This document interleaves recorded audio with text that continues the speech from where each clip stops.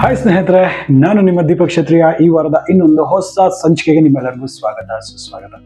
ಈ ದಿನ ಏನು ಗೊತ್ತಾ, ನಾನು ಇಷ್ಟು ವರ್ಷಗಳಿಂದ ಅಡುಗೆ ಮಾಡ್ತಿದ್ದೀನಲ್ಲ, ವಿಡಿಯೋಸ್ ತೋರಿಸ್ತಾ ಇದ್ದೀನಿ. ಸೋ ಫಾರ್ ಇಷ್ಟು ವಿಡಿಯೋಸ್ಗಳಲ್ಲಿ one of the most easiest ಒಂದು ರೈಸ್ ಐಟಮ್ ಅಂತ ಅಂದ್ಕೊಳ್ಳಿ, ಒಂಥರ ಪಲಾವ್ ಥರ ಮಾಡ್ತಾ ಇದ್ದೀನಿ. ತುಂಬ ಸಿಂಪ್ಲಿಫೈ ಮಾಡಿ ಮಿನಿಮಮ್ ಇಂಗ್ರೀಡಿಯೆಂಟ್ಸ್ನ ಯೂಸ್ ಮಾಡಿ ಈ ಒಂದು ರೆಸಿಪಿನ ನಾನು ನಿಮಗೆ ತೋರಿಸ್ಕೊಳ್ತಾ ಇದ್ದೀನಿ. ತುಂಬಾ ಸಿಂಪ್ಲಿಫೈ ಮಾಡಿದ್ದೀನಿ. ಟೇಸ್ಟ್ ಮಾತ್ರ ಅದ್ಭುತವಾಗಿರುತ್ತೆ. ಸೊ ಎಸ್ಪೆಷಲಿ ಬಿಗಿನರ್ಸ್ಗಂತೂ ಹೇಳಿ ಮಾಡಿಸಿರ್ತಕ್ಕಂಥದ್ದು. ಹಾಗೆ ನಮ್ಮ ಗಂಡ ಹೆಂಡರು ಯಾರ್ಯಾರು ಹಾಸ್ಟೆಲ್ಸಲ್ಲಿ ಇರ್ತೀರ, ಹೊರಗಡೆ ಇರ್ತೀರ, ಅವ್ರಿಗೂ ಸಹ ಇದು ತುಂಬಾ ಈಸಿಯಾಗಿ ಮಾಡ್ಕೋಬಹುದು.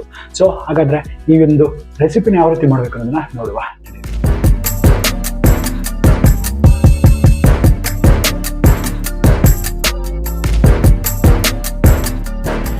ಹಾಗಾದರೆ ಈ ಒಂದು ರೆಸಿಪಿಗೆ ಬೇಕಾಗಿರ್ತಕ್ಕಂಥ ಈ ಒಂದು ಇಂಗ್ರೀಡಿಯೆಂಟ್ಸ್ ಏನೇನು ಅನ್ನೋದನ್ನೆಲ್ಲ ನೋಡ್ಕೊಳ್ಳೋ ಬನ್ನಿ.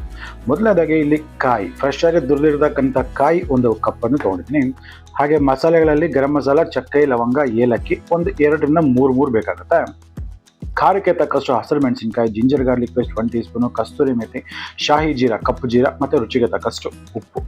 ಮತ್ತು ಕಡಲೆಕಾಯಿ ಎಣ್ಣೆ ಬಳಸ್ತದೆ. ನೀವು ಬೇಕಾದ್ರೆ ರೆಗ್ಯುಲರ್ ರೀಫಂಡ್ ಆಯಿಲ್ ಸಹ ಯೂಸ್ ಮಾಡಬಹುದು. ಮತ್ತು ಇಲ್ಲಿ ನೋಡಿದ್ದೀರಾ 1 ಕಪ್ನಷ್ಟು ಅಕ್ಕಿ, ಇದು ತುಂಬ ಇಂಪಾರ್ಟೆಂಟ್. ನೋಡಿ, ನಾನಿಲ್ಲಿ ನಾರ್ಮಲ್ ಮನೇಲಿ ಇರ್ತಕ್ಕಂಥ ಸೋನಾ ಮಸೂರಿ ಅಕ್ಕಿ 1 ಕಪ್ನಷ್ಟು ಸೋನಾ ಮಸೂರಿ ಅಕ್ಕಿಯನ್ನು ನಾನು ತೊಗೊಂಡಿದ್ದೀನಿ.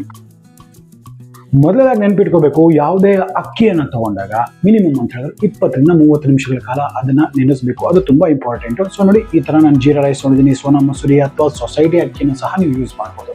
ಸೊ ಒಂದು 20 ನಿಮಿಷಗಳ ಕಾಲ ಚೆನ್ನಾಗಿ ತೊಳೆದು ಒಂದು 20 ನಿಮಿಷಗಳ ಕಾಲ ನೆನೆಸೋದು ತುಂಬ ಇಂಪಾರ್ಟೆಂಟ್ ಆಗುತ್ತೆ. ಈಗ ಇದಕ್ಕೆ ಒಂದು ಸಿಂಪಲ್ ಆಗಿರ್ತಕ್ಕಂಥ ಸ್ಪೆಷಲ್ ಮಸಾಲೆನ ತೋರಿಸ್ಕೊಡ್ತೀನಿ. ತುಂಬ ಸಿಂಪಲ್ ಇರುತ್ತೆ.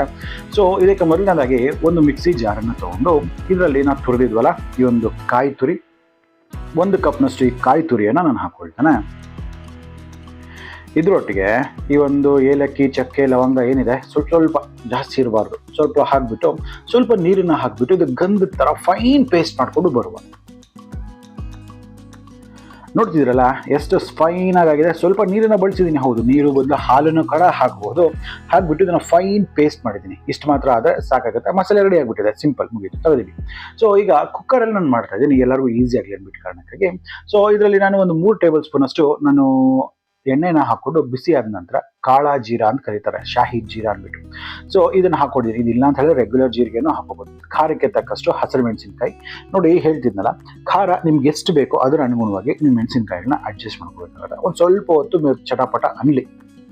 ಇದಾಗಿದ ತಕ್ಷಣ ಇದರಲ್ಲಿ 1 ಸಣ್ಣ ಟೀ ಸ್ಪೂನ್ ಅಷ್ಟು ಶುಂಠಿ ಬೆಳ್ಳುಳ್ಳಿ ಪೇಸ್ಟು, ಕಸ್ತೂರಿ ಮೆಂತೆ, ಇದನ್ನೆಲ್ಲ ಹಾಕಿ ಫ್ಲೇಮನ್ನು ಲೋ ಮಾಡಿಬಿಟ್ಟು ಇದನ್ನ ಚೆನ್ನಾಗಿ ಹುರಿಯುವ. ಎಲ್ಲಿವರೆಗೂ ಒಂದು 30 ಸೆಕೆಂಡ್ಗಳ ಕಾಲ ಸಾಕು. ಸ್ವಲ್ಪ ಅದರ ಹಸಿ ವಾಸನೆ ಹೋಗಬೇಕು ಅಲ್ಲಿವರೆಗೂ. ಕಲರ್ ಬರಬಾರ್ದು, ಅದು ತುಂಬ ಅಂದರೆ ತುಂಬ ಇಂಪಾರ್ಟೆಂಟ್ ಯಾವುದೇ ಕಾರಣಕ್ಕೂ.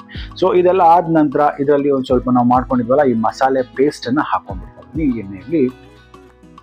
ಇದು ಹಾಕಿದ ನಂತರ ಇದನ್ನು ಚೆನ್ನಾಗಿ ಮಿಕ್ಸ್ ಮಾಡಿ. ಸೊ ಈಗ ಏನಾಗಬೇಕಾಗತ್ತೆ, ಆ ಮಿಕ್ಸಿಲಿ ಸ್ವಲ್ಪ ಹಾಲು ಅಥವಾ ನೀರನ್ನು ಮಿಕ್ಸ್ ಮಾಡಿರ್ತೀವಲ್ಲ, ಸೊ ಅದರ ಸ್ವಲ್ಪ ಇಂಗಬೇಕು, ಸ್ವಲ್ಪ ಮಸಾಲೆಯ ಹಸಿ ವಾಸನೆ ಹೋಗಬೇಕು ಅಲ್ಲಿವರೆಗೂ. ನೋಡಿ ಈ ಥರ.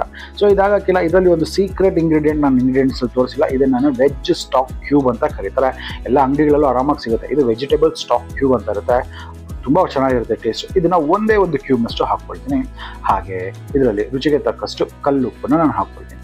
ಇದನ್ನೆಲ್ಲ ಹಾಕಿದ ನಂತರ ಇದನ್ನ ಕ್ಲೀನಾಗಿ ಮಿಕ್ಸ್ ಮಾಡ್ಕೊಳ್ಳುವ. ಆ ವೆಜಿಟೇಬಲ್ ಸ್ಟಾಕ್ ಕ್ಯೂಬ್ ಅಂತ ಹೇಳಿದ್ರೆ ತುಂಬ ಒಳ್ಳೆ ಟೇಸ್ಟ್ ಇರುತ್ತಪ್ಪ. ಅದನ್ನು ಹಾಕಿ ನೋಡಿ, ಗಜಾಂತರ ವ್ಯತ್ಯಾಸ ಇರುತ್ತೆ. ಅದಿಲ್ವಾ, ಪರವಾಗಿಲ್ಲ, ಅದು ಇಲ್ದಿರ ಕೂಡ ಇದನ್ನ ಮಾಡಬಹುದು, ಟೇಸ್ಟ್ ಚೆಂದ ಇರುತ್ತೆ. ನೋಡ್ತಿದ್ರೆ ನಾನು ಈ ಒಂದು ಕಪ್ನಲ್ಲಿ 1 ಕಪ್ನಷ್ಟು ರೈಸ್ ತೊಗೊಂಡಿಲ್ಲ. ಸೊ ಹಾಗಾಗಿ ಇದರಲ್ಲಿ 2 ಕಪ್ನಷ್ಟು ನೀರನ್ನು ತೊಗೋಬೇಕಾಗುತ್ತೆ. ಸೊ ಇಲ್ಲಿ ನೀವು ನೀರಿನ ಬದಲಾಗಿ ನೀವು ಕೊಬ್ಬರಿ ಹಾಲು, ಕಾಯಿ ಹಾಲು ಇರುತ್ತಲ್ಲ, ಕಾಯಿ ಹಾಲು ಇಲ್ಲ ಅಂತ ಹೇಳಿದ್ರೆ ರೆಗ್ಯುಲರ್ ಹಾಲನ್ನು ಸಹ ಬಳಸ್ಬೋದು. ಟೇಸ್ಟ್ ಇನ್ನೂ ಹೆವಿ ಇರುತ್ತೆ, ಚೆನ್ನಾಗಿರುತ್ತೆ.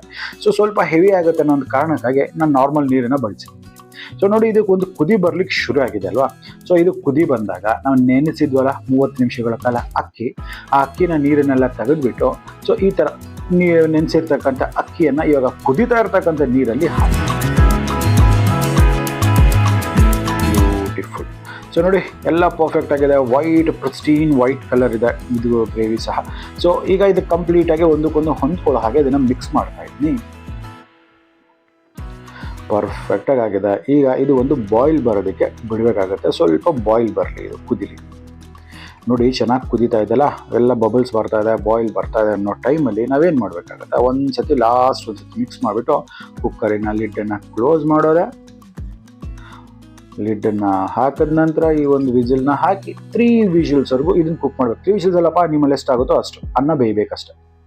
ಅದಾದ ನಂತರ ನೋಡಿ 3 ವಿಷಲ್ಸ್ ಆಗಿದೆ ನೋಡಿ, ನೆನಪಿರಲಿ ಕ್ಲೀನಾಗಿ ಡಿಪ್ರೆಷರೈಸ್ ಆಗಿದೆ, ನಾರ್ಮಲ್ ಆಗಿ ನಾನು ತೆಗೆದಿಲ್ಲ. ಸೊ ಈ ಟೈಮಲ್ಲಿ ಪರ್ಫೆಕ್ಟ್ ನೋಡಿ, ಬ್ಯೂಟಿಫುಲ್ ನೋಡಿ, ಎಷ್ಟು ಅದ್ಭುತವಾಗಿದೆ, ಏನು ಅಲ್ಟಿಮೇಟ್ ಟೇಸ್ಟ್ ಇದೆ ಗೊತ್ತಾ, ಇದು ಆಸಮ್ ಆಗಿದೆ ನೋಡಿ, ಎಷ್ಟು ಉದುರಾಗಿ ಪರ್ಫೆಕ್ಟ್ ಆಗಿ ಬಂದಿದೆ. ಇದರಲ್ಲಿ ಮೇನ್ ಟ್ರಿಕ್ ಅಂತ ಹೇಳಿದ್ರೆ, ನೀವು ಕುಕ್ಕರಲ್ಲಿ ಕೂಗಿಸಿದ ತಕ್ಷಣಕ್ಕೆ ಓಪನ್ ಮಾಡಬಾರ್ದು. ಒಂದು 5 ನಿಮಿಷ 10 ನಿಮಿಷ ಆ ಪ್ರೆಷರ್ನ ನ್ಯಾಚುರಲ್ ಆಗಿ ಡಿಪ್ರೆಷರೈಸ್ ಆಗೋದಕ್ಕೆ ಬಿಡಿ, ಆಗಲೇ ಇದ್ರದ್ದೊಂದು ಅದ್ಭುತವಾದ ಟೇಸ್ಟ್, ಈ ಥರ ಒಂದು ಬ್ಯೂಟಿಫುಲ್ ಟೆಕ್ಸ್ಚರ್ ರೈಸ್ ಇಂದು ಬರ್ತಕ್ಕಂಥದ್ದು. ಸೊ ನೋಡಿದ್ರಲ್ಲ, ಈ ಒಂದು ಅದ್ಭುತವಾದ ರೈಸ್ ಎಷ್ಟು ಈಸಿಯಾಗಿ ಎಷ್ಟು ಸುಲಭವಾಗಿ ನೀವು ಮಾಡಿದ್ದೀರಿ ಅಂದ್ಬಿಟ್ಟು. ಸೊ ಹಾಗಾದ್ರೆ ನಂಗೆ ಅನ್ಸುತ್ತೆ ನಿಮಗೆ ವಿಡಿಯೋ ಇಷ್ಟ ಆಗಿದೆ ಅಂದ್ಬಿಟ್ಟು. ಇಷ್ಟ ಆಗಿದ್ರೆ ಸಬ್ಸ್ಕ್ರೈಬ್ ಮಾಡ್ಕೊಳ್ಳಿ, ಎಲ್ಲ ಕಂಪ್ಲೀಟ್ಲಿ ಫ್ರೀ ಇರುತ್ತೆ. ಹಾಗಾದ್ರೆ ನಾನು ಇದೇ ರೀತಿ ಮತ್ತೆ ಇದೇ ರೀತಿ ಇನ್ನೊಂದು ಹೊಸ ವೈವಿಧ್ಯ ಮಾಡೋದು ನಿಮಗೆ ಹಾಜರಿರ್ತೀನಿ. ಅಲ್ಲಿವರೆಗೂ ದೀಪಕ್ ಕ್ಷತ್ರಿಯ ಸೈನಿಂಗ್ ಆಫ್. ಜೈ ಹಿಂದ್, ಜೈ ಕರ್ನಾಟಕ, ನಮಸ್ಕಾರ.